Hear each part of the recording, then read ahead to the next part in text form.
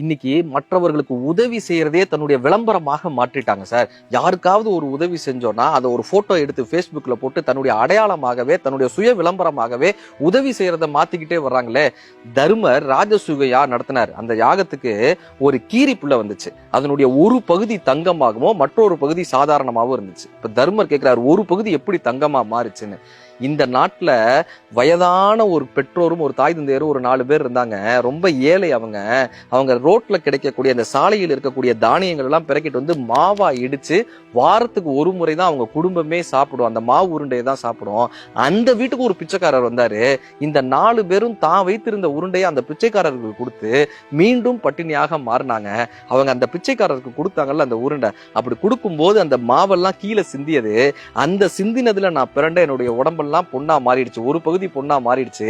இப்படி தானம் கொடுக்கக்கூடிய ஏதாவது இடத்துல போய் நானும் பிறண்டு பார்க்கிறேன். ஆனால் பின்பகுதி அந்த தங்கமா மாறவே மாட்டேங்குது. ஏன் தெரியுமா?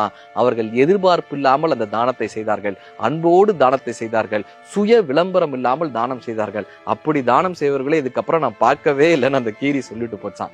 சுய விளம்பரம் இல்லாமல் அன்போடு எந்த எதிர்பார்ப்பும் இல்லாமல் மக்களுக்கு தானம் செய்ய வேண்டும் என்கிற அன்போடு செய்யக்கூடியவர்கள் தான் மண் உடம்பை பொன்னுடம்பாக மாற்றுகிறார்கள்.